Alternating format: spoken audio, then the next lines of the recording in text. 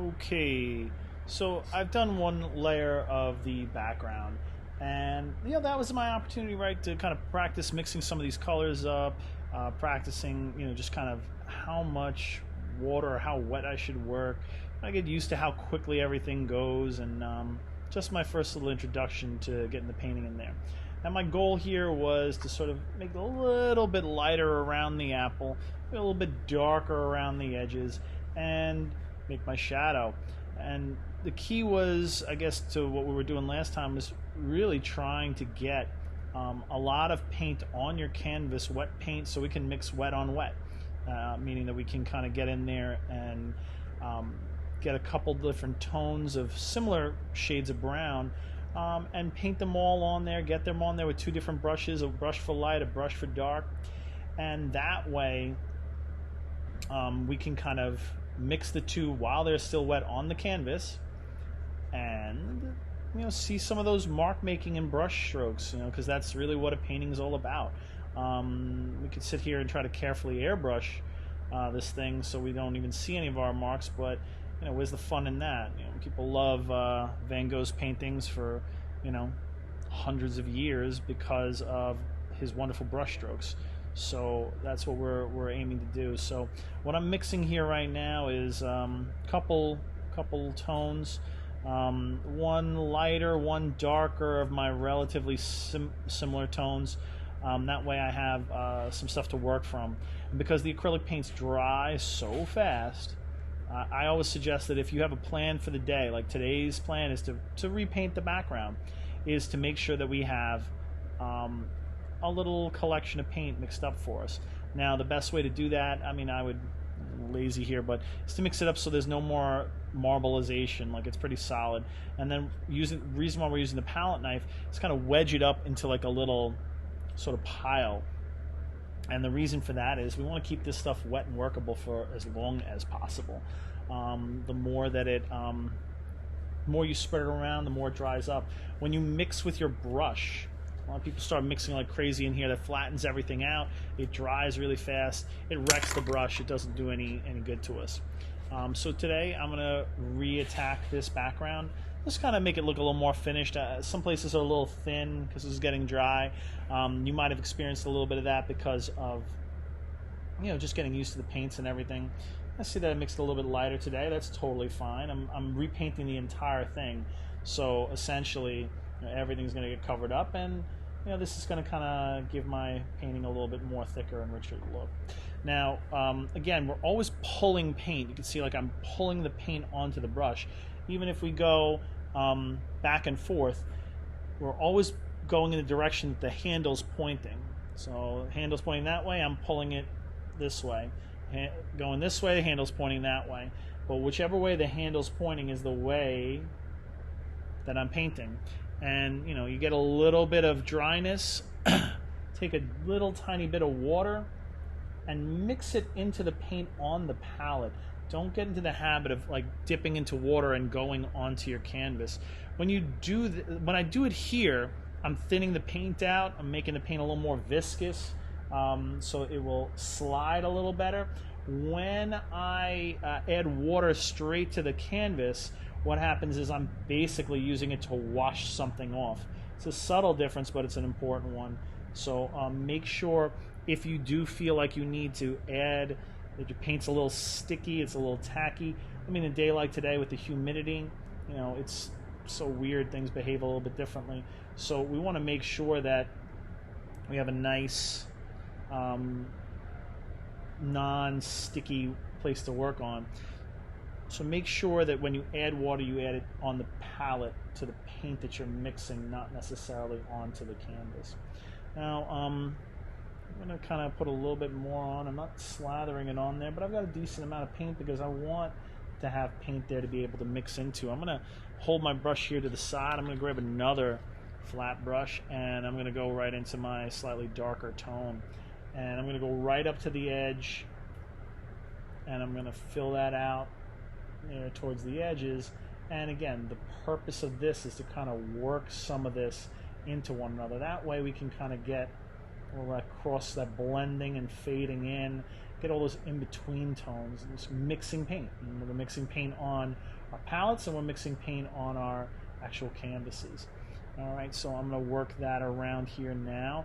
If when I'm working I kind of feel like, oops, I put a little too much of the dark, that's when I switch back to my other lighter brush. So if I'm blending from the light stuff into the dark stuff, I'm using my lighter brush. If I'm opposite, try to get in the habit of using the two.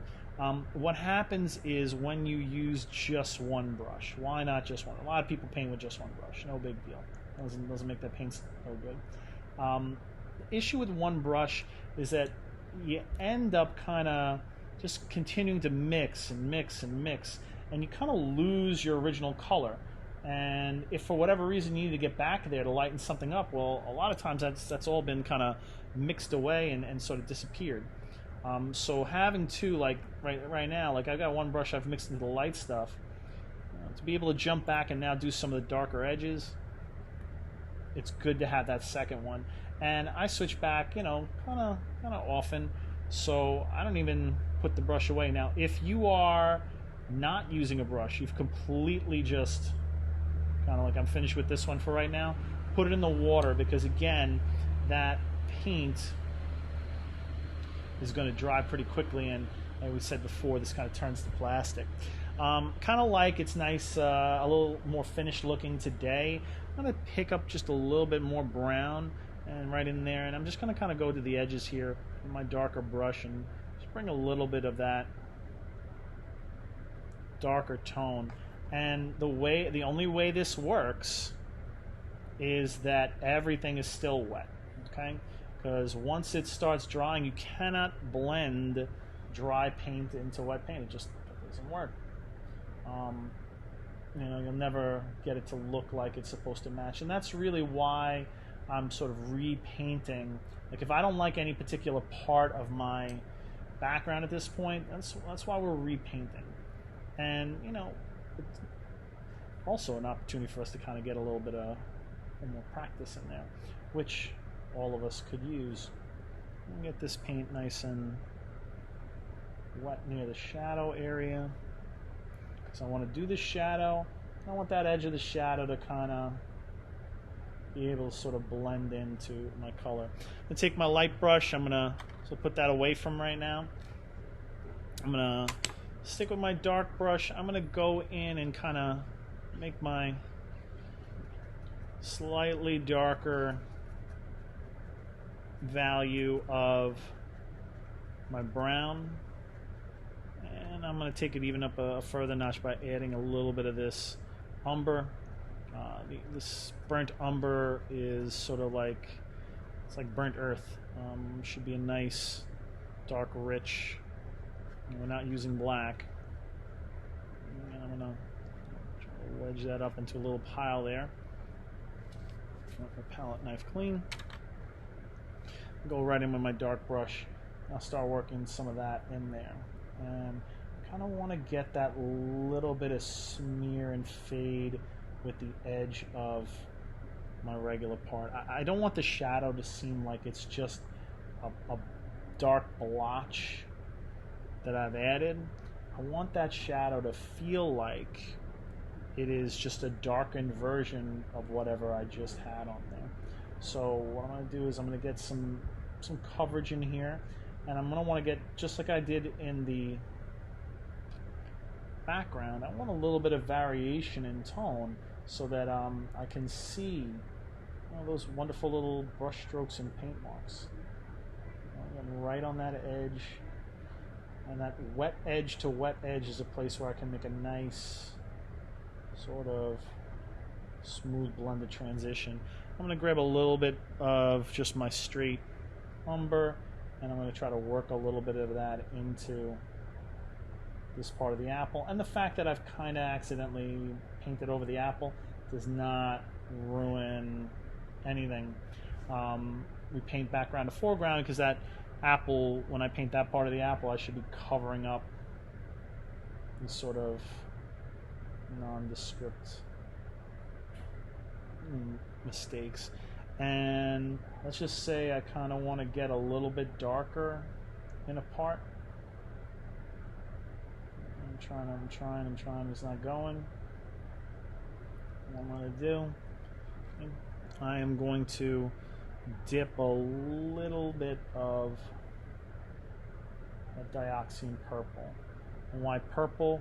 Well, brown is basically all three colors, primary colors together. And if you know your color science and color theory, is the primary colors are yellow, blue, and red. So if you mix yellow, blue, and red together, most of the times you're going to get brown.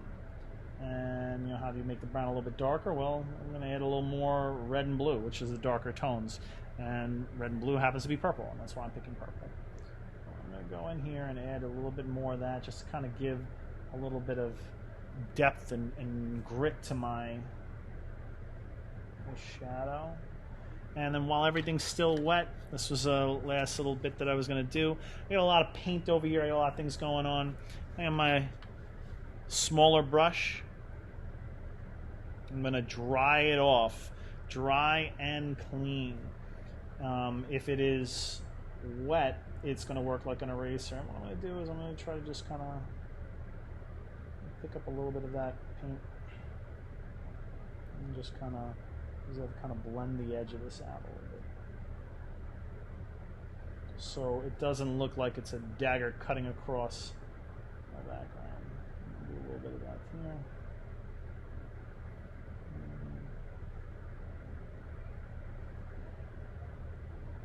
That dry brush kind of works as my blender. Only really works if all my paint is still wet. And honestly, voila, I'm done. All right. And that was round 2 of painting my background. Much more richer finish at this point. A little glow around the apple, gets darker around the edges. I got my shadow done. I really feel like I've covered the canvas. I'm not looking anymore at like canvas. I'm looking at paint, and that's what we want to feel. So that is round 2. All right. And hope you enjoyed the video. We'll start painting the apple tomorrow.